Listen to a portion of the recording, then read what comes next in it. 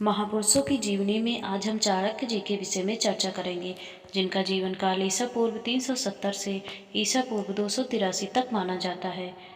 कौटिल्य अथवा चाणक्य अथवा विष्णुगुप्त का जन्म अनुमानतः ईसा पूर्व 370 पंजाब में और मृत्यु अनुमानतः ईसा पूर्व 283 पाटलिपुत्र में हुई।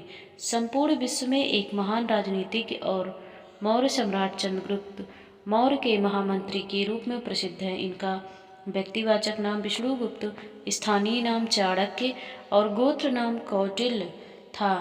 ये चंद्रगुप्त मौर्य के प्रधानमंत्री थे। चाणक्य का नाम संभवतः उनके गोत्र का नाम चड़क और पिता का नाम चड़क अथवा स्थान का नाम चड़क का परिवर्तित रूप रहा होगा।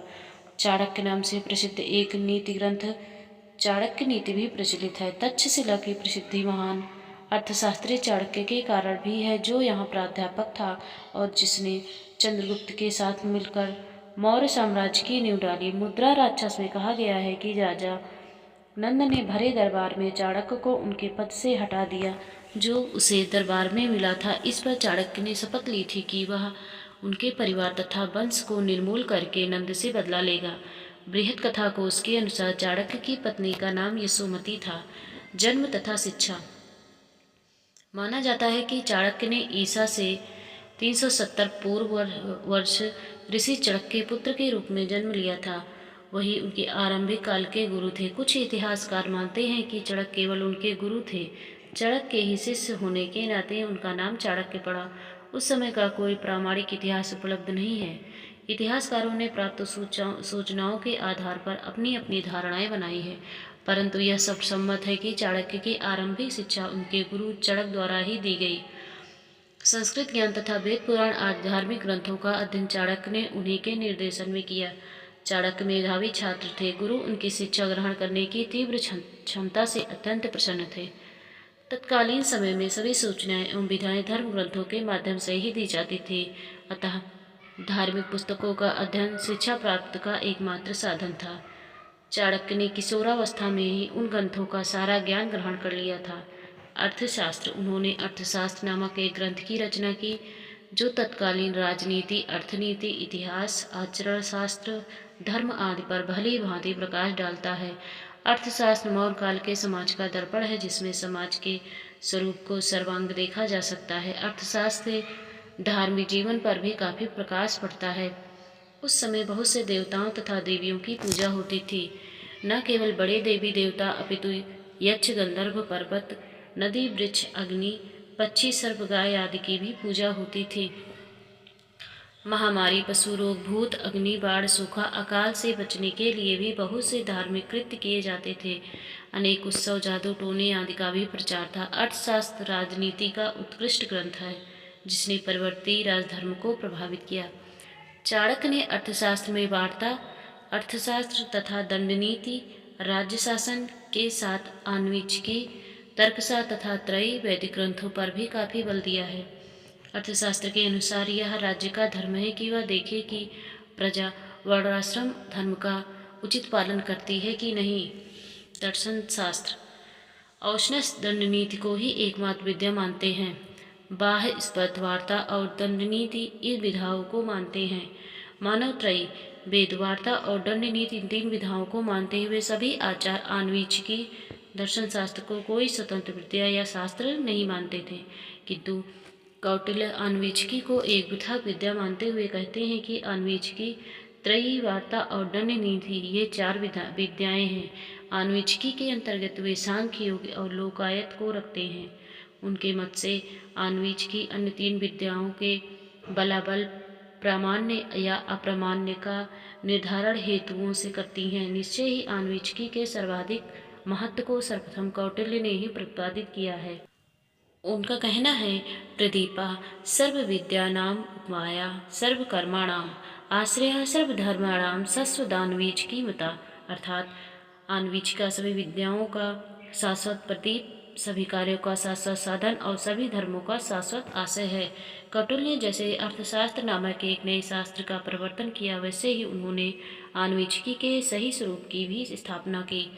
दंड या राजशासन प्रजा को धर्म, अर्थ और काम में प्रवृत्त करता है। यह दंड या राजशासन की ही कौटिल्य के अर्थशास्त्र का मुख्य वर्णन विषय है। आधुनिक अनुशीलनों से सिद्ध है कि कौटिल्य ने जिस राज्य की अवधारणा थी वह एक लोक कल्याणकारी राज्य है।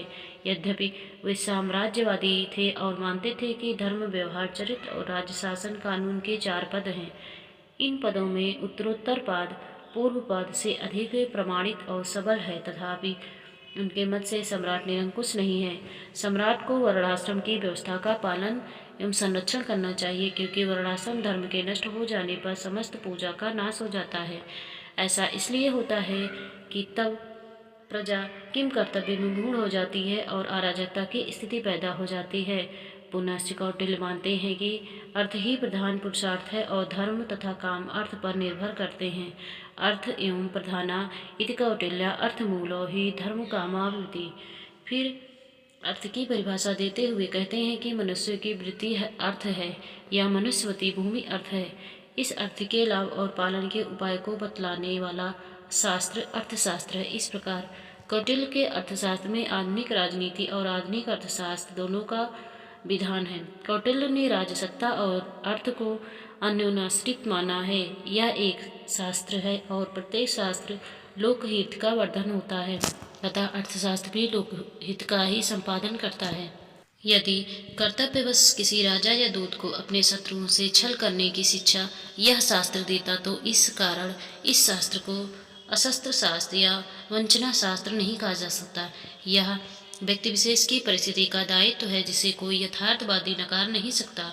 अद्वैत वेदांती आनंद गिरी ने अर्थशास्त्र विषयक चिंतन को शिष्टों का परमार्थ चिंतन माना है, क्योंकि जो सुख है वह अर्थज्ञ नहीं हो सकता, न चार्थचलम सुखम। पुनश्च जिस अर्थ साधन का विधान अर्थशास्त्र करता है वह त्रिवर्ग का साधक है, अथ च धर्म और काम पुरुषार्थ का उन्नायक है।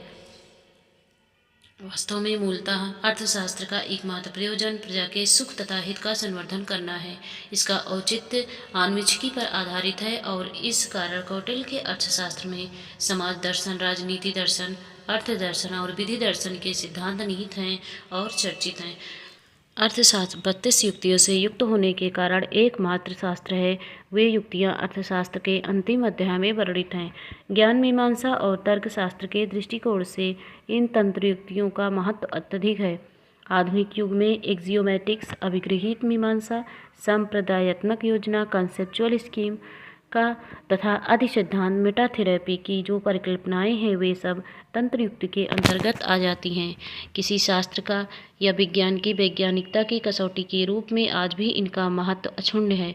यह दूसरी बात है कि आज इन तंत्र युक्तियों के नए वर्गीकरण किए गए हैं और कुछ को जोड़ा गया और कुछ को हटाया गया है, किंतु कौटिल्य ने इनका प्राविधान किया है और इनके बल पर अर्थशास्त्र को एक शास्त्र या विज्ञान सिद्ध किया गया है। यह केवल ऐतिहासिक दृष्टि से ही अभूतपूर्व कार्य नहीं था, अपितु तार्किक संकल्पना की दृष्टि से भी इसका महत्व अभूतपूर्व था। अतः कौटिल्य का योगदान तर्कशास्त्र में भी अत्यंत महत्वपूर्ण है। समाज की अवधारणा। कौटिल्य ने जिस समाज की अवधारणा की है उसका प्राण तत्व राजा या राजसत्ता है। राजसत्ता के अभाव में मात्स्य न्याय तथा अराजकता उत्पन्न होती है, परंतु राजसत्ता पर भी धर्म का अनुशासन रहता है, क्योंकि धर्म राजसत्ता का पूर्ववर्ती और प्रेरक तत्व है।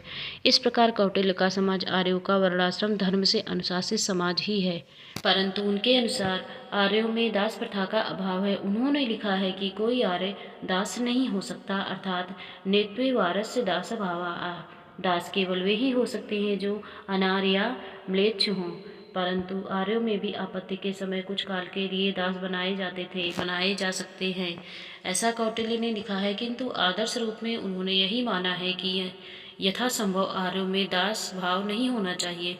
इसी प्रकार मेगस्थनीज ने लिखा था कि मौर्य काल में भारतीयों में वह दास प्रथा नहीं थी जो यूनानियों में थी, किंतु आर्यों का समाज ब्राह्मण, क्षत्रिय, वैश्य और शूद्र इन 4 वर्णों में बटा था और प्रत्येक वर्ण के व्यक्तियों के शास्त्र अनुमोदित कर्तव्य थे।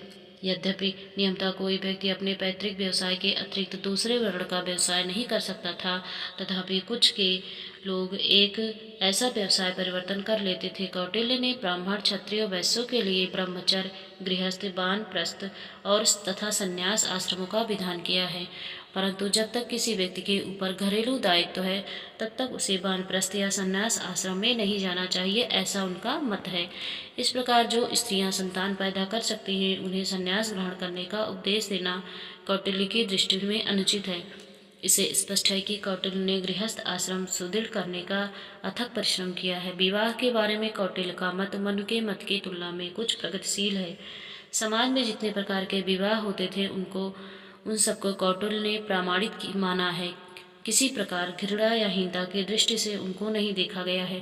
ब्राह्मण आदि प्रथम 4 प्रकार के विवाहों में पिता ही प्रमाण है और गंधर्व आदि 4 विवाहों में माता तथा पिता दोनों प्रमाण हैं। अंतरजातीय विवाह, विधवा विवाह तथा तलाक की प्रथाओं में उस समय प्रचलित थी, किंतु कौटिल्य के समाज की सबसे बड़ी विशेषता यह है कि वह एक सार्वभौम समाज था। वह सभी जातियों और देशों के लिए हितकर था। यह कहने में अतिशयोक्ति नहीं है कि तत्कालीन विश्व में कौटिल्य का समाज निश्चय ही सर्वाधिक मानवतावादी और जनवादी था। राजसत्ता का उद्देश्य प्रजा के सुख और हित का संवर्धन तथा संरक्षण करना था। प्रतिदिन उठते ही शासक को सोचना चाहिए कि प्रजा का आर्थिक उत्थान किस प्रकार हो और अर्थानुशासन कैसे स्थापित हो। उन्नति का मूल आर्थिक उन्नति है। प्रजा सुखे शंकुम राज्ञ प्रजानाम च